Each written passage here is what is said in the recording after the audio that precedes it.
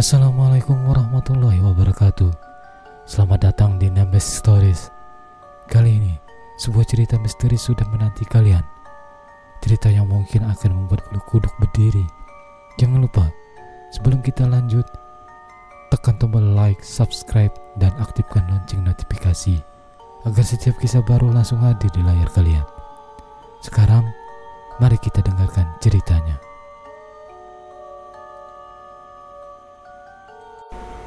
Malam di desa selalu punya nuansa berbeda. Suara jangkrik, lengkingan burung malam, dan desir angin dari arah hutan menjadi irama sunyi yang hanya bisa dimengerti oleh mereka yang lahir dan besar di tanah Kalimantan. Rani, seorang gadis berusia 20 tahun, baru 3 hari pulang kampung dari perantauannya di kota. Ia duduk di beranda rumah kayu punggung milik ibunya, menatap hutan yang gelap gulita.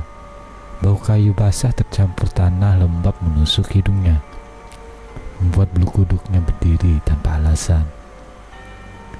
Aku kangen juga sama suasana desa, gumamnya lirih sambil tersenyum tipis, tapi matanya masih redup, menyimpan sesuatu yang tak terucap. Dari dalam, suara ibunya, Mak Sari, memanggil, "Rani, jangan duduk lama-lama di luar.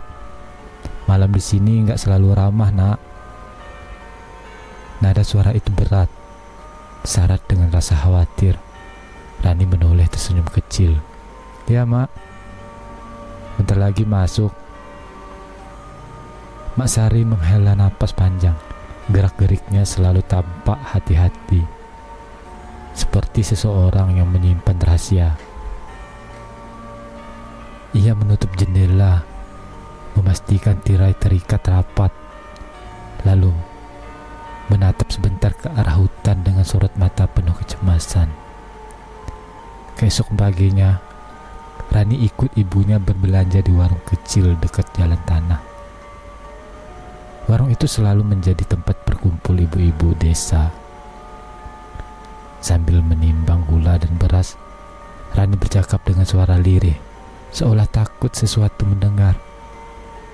"Semalam ada yang lihat bayang melayang di pohon mangga dekat rumah Bu Marni," bisik seorang ibu dengan wajah tegang. "Ih, jangan-jangan kuyang lagi gentayangan," sahut yang lain. Nadanya terdekat, matanya bergerak gelisah ke arah luar. Mendengar itu, Rani mengerit. Ia tersenyum kecut sambil berbisik pada ibunya, "Mak, masa sih orang sini masih percaya yang begituan?" Mak Sari menoleh cepat. Sorot matanya tajam. "Jangan sembarangan ngomong, Rani. Kau gak tahu, di sini kuyang itu bukan sekedar cerita." Rani tertawa kecil, meski dalam hatinya ada sedikit rasa aneh. "Ah, Mak, aku udah kuliah, jangan nakut-nakutin gitu. Mana ada kepala manusia bisa terbang." Mak Sari menunduk, wajahnya sendu. "Mak pernah lihat dengan mata kepala sendiri, dan itu bukan mimpi, bukan ilusi." Suasana hening sesaat. Beberapa ibu menoleh ke arah mereka, lalu buru-buru berpaling lagi, seakan hanya menyebut nama makhluk itu saja sudah bisa mengundang bahaya. Malam menjelang, listrik padam mendadak. Hanya cahaya lilin kecil yang menari di kamar Rani. Udara terasa panas. Keringat membasahi pelipisnya. Ia mencoba membaca novel, tapi sulit berkonsentrasi. Tiba-tiba, terdengar suara ketik, ketik dari atas atap rumah. Rani mendongak. Wajahnya heran. "Tikus kali ya," gumamnya mencoba menenangkan diri. Namun suara itu semakin jelas, seakan ada sesuatu yang berat menyeret kayu di atas kepala.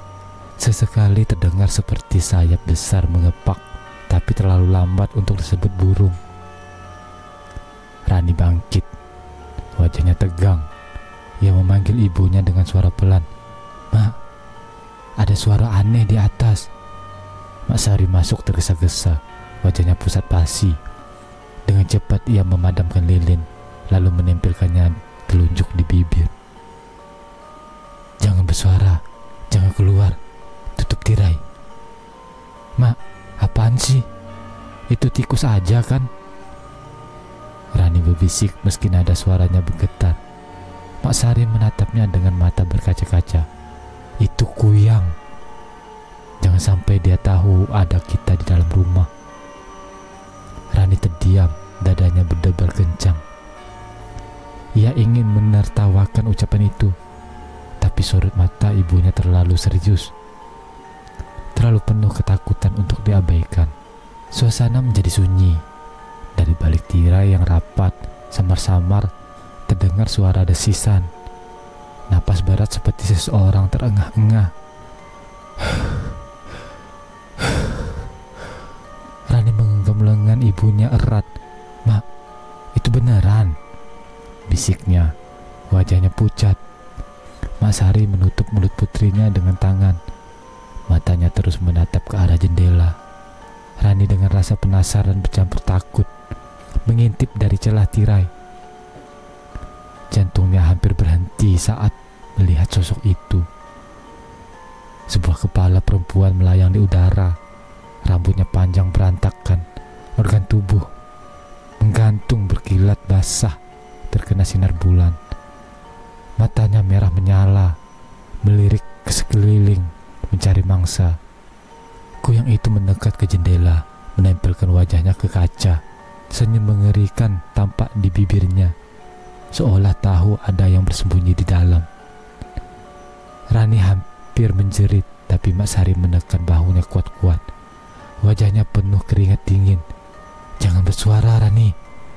Jangan." Mereka berdua hanya bisa gemetar, menahan napas, berharap makhluk itu segera pergi. Keesokan paginya, kabar buruk menyebar cepat. Anak bayi tetangga, cucu Bu Marni, ditemukan lemas dengan kulit pucat seakan darahnya terkuras. "Kasihan sekali, untuk nyawanya masih tertolong," bisik orang-orang di halaman rumah. "Itu ulah kuyang, gak salah lagi." Rani mendengar bisikan itu sambil memandang ibunya. "Mak, tadi malam yang kita lihat itu beneran kuyang ya?" "Aku gak salah lihat." Mak Sari duduk lemas di kursi, wajahnya penuh kelelahan. Itu nyata, Rani. Kau baru pertama kali lihat. Mak sudah lama hidup dengan ketakutan ini." Air mata Mak Sari jatuh. Ia seperti menyimpan rahasia yang tak pernah diungkapkan. Malam berikutnya lebih mencekam. Semua orang desa memasang bawang merah dan jarum di jendela. Rani awalnya menertawakan, tapi kini ia menggantung bawang itu sendiri dengan tangan gemetar. Di kamar, ia mencoba tidur, tapi menjelang tengah malam terdengar ketukan pelan di pintu. Tok, tok, tok. "Rani, ini ibumu, buka pintunya, nak."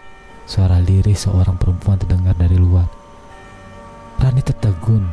Suara itu mirip sekali dengan ibunya, tapi ia ingat betul ibunya sedang tidur di kamar sebelah. Tubuh Rani gemetar. Ia berbisik pada dirinya sendiri, "Itu bukan Mak." Ketukan kembali terdengar lebih keras. Tok, tok, tok. "Cepat buka, Rani. Mak kedinginan di luar." Suara itu memelas, tapi nada lirihnya ganjil, serak, penuh desis. Rani menutup mulutnya sendiri agar tidak berteriak. Air matanya menetes. Tiba-tiba, suara di balik pintu berubah menjadi tawak melengking yang menusuk telinga.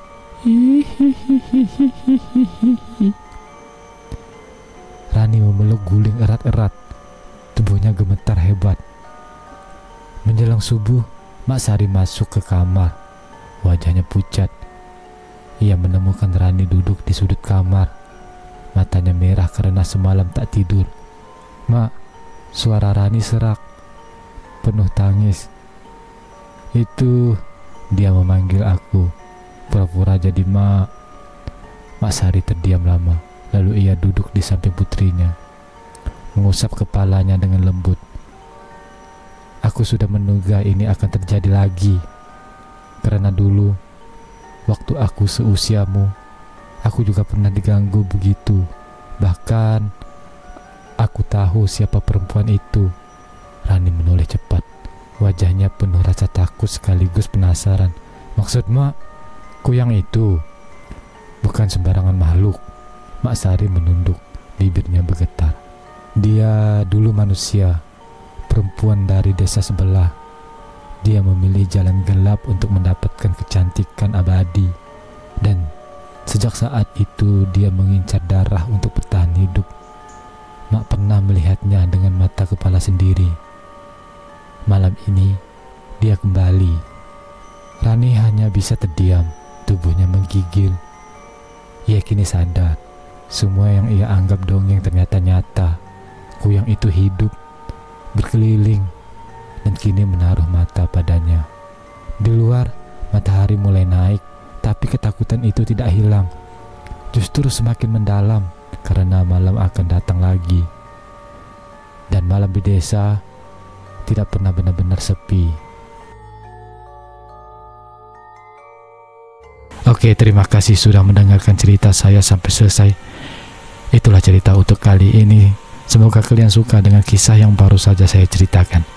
Jangan lupa tinggalkan komentar tentang pendapat kalian, karena setiap cerita pasti punya makna tersendiri. Support terus channel ini dengan menekan tombol like, subscribe, dan nyalakan lonceng notifikasinya agar kalian tidak ketinggalan kisah berikutnya. Sampai jumpa di cerita selanjutnya. Wassalamualaikum warahmatullahi wabarakatuh.